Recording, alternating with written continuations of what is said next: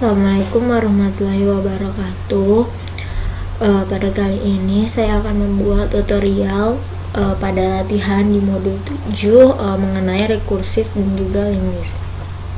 Di sini ada 5 pertanyaan, di mana pertanyaan pertama adalah kerjakan seluruh contoh program di atas dan laporkanlah hasilnya. Bisa dilihat kalau misalnya contoh program itu lumayan banyak, sampai 7.2.4.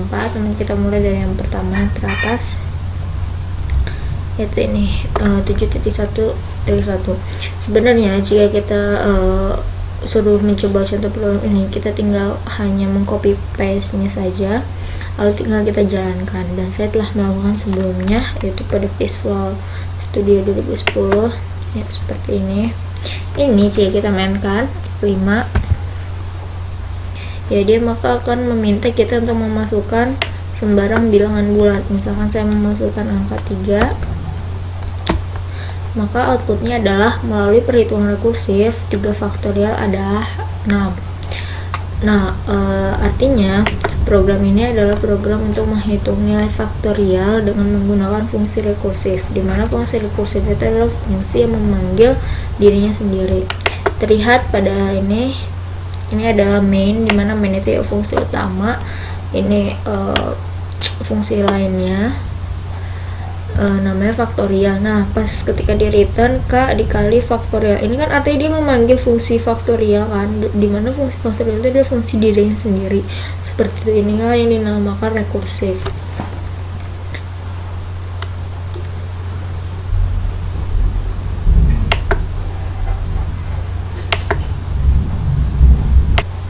Selanjutnya contoh program berikutnya yaitu ini. Di sini ada contoh program 7.1.2, dimana kita hanya tinggal mengcopy paste nya saja ini semua sampai sini, dan saya telah melakukannya sebelumnya, jadi tinggal kita jalankan saja, yaitu ini.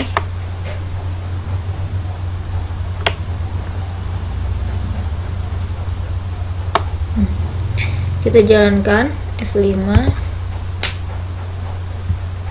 Mohon maaf, yang sebelumnya belum di close jadi tidak jalan. Mari kita coba kembali. F5, yes. Nah, di sini kita disuruh memasukkan bilangan bulat positif. Misalkan saya menekan 5, maka melalui perhitungan rekursif bilangan kelima dari deret Fibonacci adalah 5. Nah, berarti program ini adalah program untuk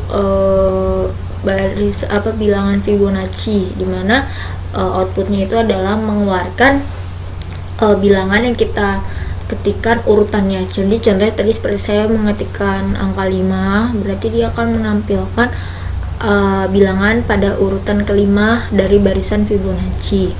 Nah, di sini juga sebenarnya kita menggunakan fungsi rekursif, itu bisa dilihat dari sini. Ini kan Fibonacci, ini pemanggilan dari fungsinya. Ini di sini sudah di declare. Kemudian ini adalah fungsi Fibonacci itu sendiri. Dimana fungsi Fibonacci ini sendiri rekursif pada bagian di sini, karena dia memanggil dirinya sendiri seperti itu. Barisan Fibonacci itu adalah barisan yang 2 angka pertamanya adalah angka 1, dan angka seterusnya itu adalah penjumlahan dari angka sebelumnya, seperti itu. Contoh program berikutnya itu 7.1.3, dimana program kali ini itu berhubungan dengan permainan menara Hanoi. Jadi kita membuat algoritmanya sesuai dengan peraturan atau syarat dari bermain menara Hanoi. Nah, ini sudah tinggal di copy paste saja, saya telah melakukan sebelumnya ya, seperti ini. Maka jika kita jalankan F5, maaf, yang sebelumnya belum di close.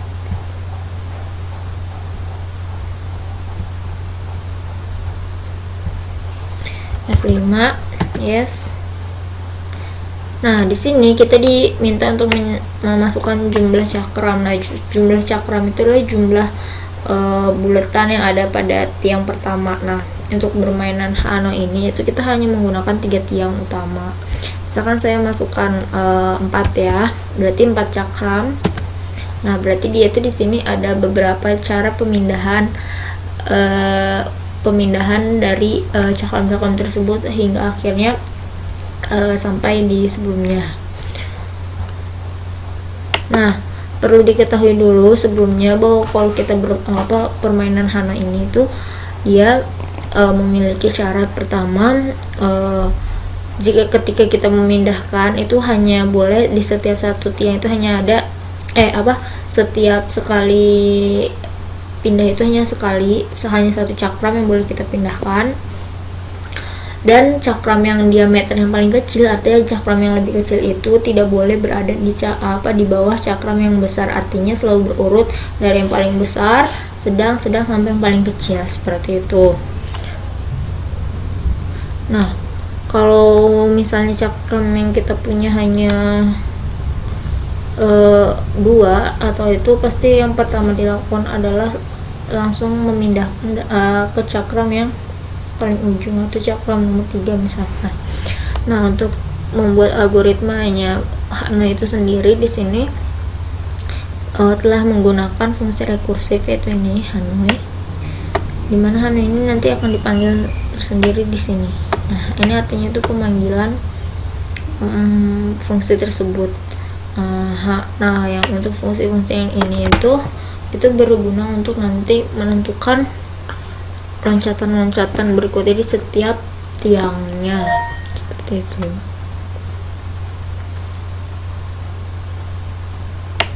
Nah, ini sebenarnya permainan Hana ini kalau misalnya kita itu sama saja dengan konsep deret, barisan, dan bilangan. Nah, kita bisa mengetahui berapa banyak cara dari setiap banyaknya cakram. Contoh, misalkan kita memiliki 4 cakram, nah kita bisa tahu berapa kali cakram ini akan selesai kita pindahkan sampai yang ketiga. Itu rumusnya adalah 2 pangkat n min 1, dimana n adalah jumlah cakram. Jadi 2 pangkat 4 itu kan 8 dikurang 1, 7. Nah, artinya ada 7 cara. 2 pangkat 4 itu 16 dikurang 1 berarti 15, berarti ada 15 cara untuk memindahkan. Nah, 15 itu adalah ini nih, 1, 2, 3, 4. Nah, ini kalau kita hitung sampai sini tuh 15, seperti itu. Contoh program berikutnya yaitu 7.1.4. Di sini kita sama seperti sebelumnya, tinggal mengcopy paste-nya saja. Lalu kita lihat hasilnya. Nah, ini setelah saya copy paste sebelumnya, tinggal saya jalankan F5. Yes. Nah, di sini kita disuruh masukkan sembarangan bilangan bulat. Misalnya saya masukkan bilangan 3, maka outputnya adalah bilangan 3 adalah bilangan ganjil. Sebenarnya kalau kita lihat dari keluaran programnya seperti ini, kita bisa ya membuat yang lebih sederhana. Namun di sini penggunaannya itu kita diminta untuk membuatnya dengan menggunakan fungsi rekursif lah, seperti itu. Jadinya di sini programnya menggunakan fungsi rekursif seperti ini nih. Jadi ini adalah main yang utama, program utama. Nah, ini integer, genap, dan ganjilnya adalah sebuah fungsi, dimana di dalam setiap fungsinya nanti dia memanggil fungsi yang lain. Nah, ini tuh akan terus berulang sampai nanti akhirnya dia mendapatkan apakah dia genap atau ganjil. Dimana kalau misalnya dia itu returnnya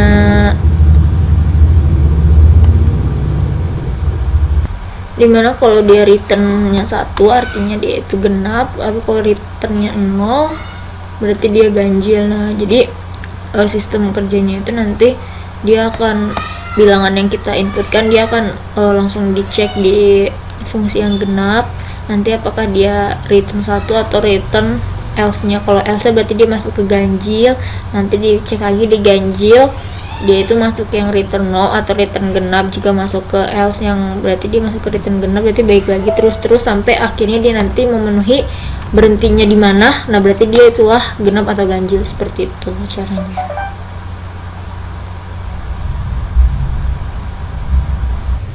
Selanjutnya contoh program 7.2.1 di sini mengenai linked list. Nah, linear linked list. Nah, ini codingannya cukup panjang. Sebenarnya tinggal kita copy paste saja, kita coba. Jadi Ya tinggal copy paste aja sampai sini. Nah, nanti kita akan melihat hasilnya. Setelah mengcopy paste nya seperti ini, tinggal kita jalankan saja F5. Nah, keluarannya adalah seperti ini. Mana ada data Amin 90, Budi 20, Citra 100. Amin 90, Budi 20, Citra 100. Dewi 80, Citra 100. Amin, Dewi, Citra. Nah, di sini ada perbedaan hanya pada bagian ini. Nah, link list itu seperti ini sebenarnya, menggunakan struct juga. Nah, tapi structnya itu harus pakai ini dulu sebelumnya. Nah, kalau link list itu juga harus mengalokasikan memorinya dulu. Nih, misalnya kita memiliki ada 4 simpul, jadi kita harus mengalokasikan memorinya dulu. Simpul 1, 2, 3. Nah, cara mengalokasikannya ini. Nah, malloc size ini tuh untuk alokasi memori. Kemudian kita mengisi data. Nah, cara mengisi datanya pun seperti ini. Misalkan kita menggunakan strcpy, berarti simpul 1 strip ini seperti panas ya sebenarnya, nama Amin. Jadi ini artinya Amin, kita copy ke dalam simpul 1 dan masukkan ke nama. Nah, seterusnya seperti itu. Nah, jika tidak langsung saja seperti ini kan bisa juga. Nah, simpul 1 next simpul sama dengan 0. Ini sih sebenarnya statement ya untuk apa sih simpul selanjutnya gitu kan. Ini ada untuk menyambungkan link masing-masing simpul. Simpul 1, 2, 3. Next simpul sama dengan simpul 2. Simpul 2 sama simpul 3. Simpul 3, 0. Nah, ini tuh menyambungkan, artinya biar berurutan. Jadi 1, 2, 3. Nah, kalau misalnya sudah cuma 3 aja, harus diberi 0 biar dia berhenti. Ini tampilan hasilnya mulai dari simpul 1, cara 1 per 1. Nah, ini ada juga untuk menampilkannya tapi dengan cara looping. Nih, makanya kan tadi perbedaannya yang ini 1-1, ini looping. Terus di sini untuk menambahkan simpul baru. Nah, tadi kan kita udah punya, kita buatkan simpul 4 namun belum kita alokasikan memorinya. Jadi untuk misalnya kita mau nambahin data baru di simpul 4, kita harus alokasi memori dulu, mengisi namanya, isi datanya. Terus simpul 2 next simpul 4, simpul 4 next simpul 3.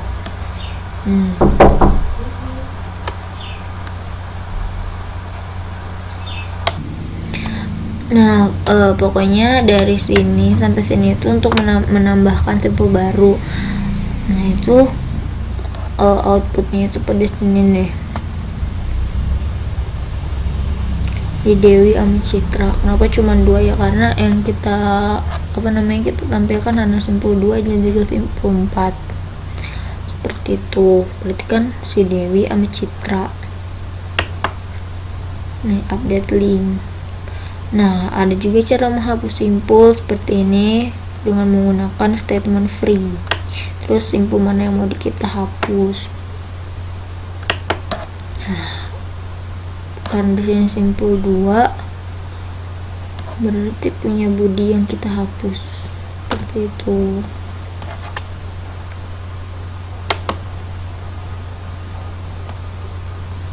Baiklah, contoh program berikutnya 7.2.2. Di sini sebenarnya sama saja dengan yang sebelumnya, cuman di sini menambahkan simpul baru. Nah, yang berbeda itu hanya 2 baris ini. Jadi kita tinggal copy paste-nya saja dan kita lihat perbedaannya. Nah, pada sini tambahkan 2 dan ini kita komen saja. Nah, di sini dia tadi menggunakan simpul 1. Nah, jika kita jalankan hasilnya, maaf ini belum kita hapus. Nah, jika kita jalankan,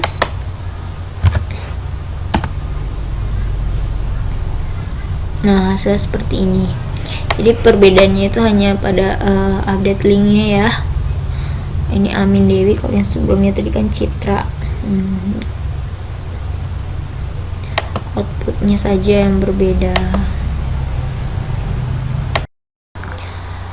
Selanjutnya contoh program 7.2.3 sama seperti sebenarnya dengan sebelumnya, itu skenario menambahkan simpul baru. Nah, yang berbeda itu hanya bagian ini dan juga temnya. Nah, saya telah melakukan modifikasi ya seperti ini. Ini saya tinggal menambahkan ini dan juga ini saya ganti jadi simpul 4 dan yang lainnya saya matikan. Nah, ketika dimainkan F5, nah inilah hasilnya seperti itu. Kalau ini dia menampilkan, nah ini dia menampilkan semua datanya.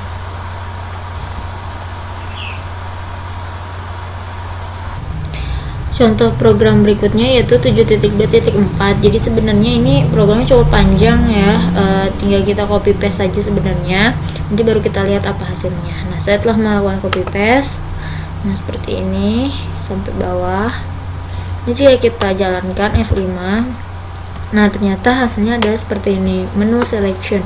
Jika kita memilih 0 berarti kita akan keluar dari program ini. Kalau 1 artinya kita menginputkan atau insert, 2 menghapus, 3 mencari, dan 4 adalah menampilkan. Contoh misalkan saya menginsert terlebih dahulu 1, nah maka kita akan disuruh memasukkan value. Nah, value-nya di sini adalah berupa angka atau itu misalnya saya memasukkan angka 12. Nah, di sini muncul lagi kita ingin apa? Misalnya kita ingin memasukkan insert data lagi. Masukkan insert data lagi. Nah, setelah ini coba kita lihat pilih 4 artinya menampilkan. Apa yang keluar? Nah, yang keluar adalah 12, 13 dan juga 14 seperti itu. Nah, 0 ini keluar mungkin karena inputan 0 nih. Oke ya. 0. Nah, jika misalnya kita milih 0, maka kita akan keluar, program berakhir. Nah, seperti itu. Jadi sebenarnya fungsi ini tuh untuk pemilihan menu juga. Jadi sini ada penggabungan antara cache, switch cache, kemudian menggunakan ini apa namanya, struct node. Nah, di sini juga menggunakan list, ini sama seperti yang tadi sebelumnya, link list. Jadi harus pakai alokasi memori terlebih dahulu. Kemudian di sini ada switch cache-nya. Nah, di sini free list artinya menghapuskan. Nah, void display list, void append node, void delete node, dan void search value. Nah, ini semua adalah fungsi yang lainnya yang bisa kita gunakan atau kita panggil seperti itu. Selanjutnya untuk soal B itu kita disuruh mendeskripsikan seperti gambar 7.1 tentang solusi dari menara Hanoi. Nah, dimana kalau 7.1 itu gambarnya nah seperti ini secara perusahaan. Saya sudah membuatnya sebelumnya, yaitu pada ini Hanoi. Nah, jadi menara Hanoi itu misalkan saya masukkan 3 cakram. Pertama dia akan melihat ke n sama dengan 1, maka dia akan 1 ke 3. N tidak sama dengan 1, maka dia masuk ke sini 1 ke 2. Nah, ini semua kotak-kotakan ini itu dia akan membaca pada bagian ini. Ini seperti ini. Dan karena memang kalau Hanoi kan untuk yang pertama itu pasti dia selalu pindahkan dari tiang 1 ke tiang 3. Nah, untuk berikutnya seterusnya nanti dia itu akan melihat karena dia cakramnya 3, nanti dia akan mengecek pada setiap fungsi Hanoi ini. Jadi 3 dikurang 1 misalkan 2, berarti cakram nomor 2 itu dia akan dipindahkan ke X dan juga Z seperti itu. XZ itu berarti 1 dan juga 3. Nah, terus kalau misalnya 1 dia akan dipindahkan ke X dan juga Y. Jadi 1 ke 2. Seperti itu dan seterusnya sampai dia kembali lagi ke 1 ke 3. Berikutnya yang C itu sama, tapi dia yang perhitungan genap dan juga ganjil. Nah, saya telah membuatnya seperti ini. Jadi tuh kalau misalnya untuk yang genap ganjil seperti yang saya jelaskan sebelumnya, di ini apa yang kita masukkan angkanya dia akan di default untuk dikerjakan ke genap fungsi genap dulu. Dimana misalkan saya masukkan angka 3, berarti saya menjalankan genap 3 fungsi genap tapi angka 3, nah berarti kan masuk sini. Nah jika n itu sama saja seperti k sama dengan 0, maka dia return 1. Namun tadi pas saya masukkan pertama kan dia angkanya 3, berarti dia masuk ke else, ganjil. Nah ABS ini adalah untuk nilai mutlak. Nilai mutlak satu bilangan adalah ya nilai dari dia sendiri, berarti 3 kurang 1, 2, ganjil 2. Nah berarti dia masuk ke ganjil. Nah tapi kan M nya itu 2 bukan 0, berarti dia masuk lagi ke genap. 2 kurang 1, 1, masuk genap lah ke 1, masuk lagi ke sini. Ternyata N nya itu belum 1 tapi masih belum 0 tapi masih 1, berarti dia masuk ke X. Nah ketika dia X ini ganjil 1 dikurang 1 berarti kan 0. Nah barulah dia masuk ke ganjil dan ternyata sama dengan 0, berarti dia return 0. Kan kalau return 0 berarti return ganjil, berarti artinya dia termasuk yang ganjil, seperti itu. Nah interpretasinya kurang lebih seperti ini, masuk ke void. Nah ini hasil akhirnya, nanti dia return, kalau return 0 berarti dia ganjil, kalau return 1 berarti dia genap, seperti itu.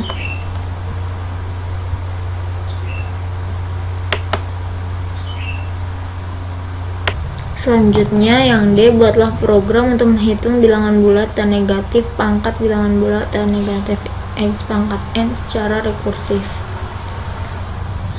Nah kurang lebih seperti ini. Jadi kita deklarasikan dulu variabel M dan juga N. Nah disitu kita masukkan bilangan yang akan dipangkatkan, kemudian scanf, mengambil data, masukkan bilang pemangkatnya. Nah printf ini adalah untuk hanya menampilkan. Dan di sini kan ada pangkat nih, berarti dia menggunakan fungsi. Nah inilah fungsi yang kita gunakan, yaitu fungsi rekursif.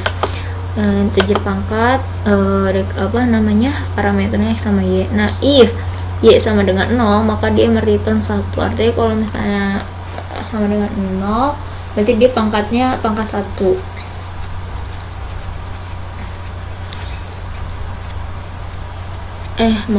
Bukan pangkat 1. Jadi kalau misalnya kita masukkan angkanya pangkatnya 0 berarti dia itu return 1, hasilnya 1, karena apapun yang dipangkatkan dengan 0 pasti hasilnya 1.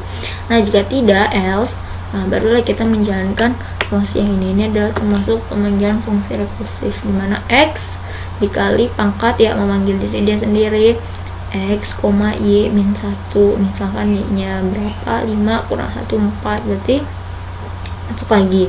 Jadi pemanggilan pangkat rekursifnya itu di sini. Nah hasilnya itu kurang lebih seperti ini. 5 kita masukkan bilangan yang akan dipangkatkan. Misalkan saya akan memangkatkan 2, saya akan memangkatkan 2 dengan 2 4, seperti itu.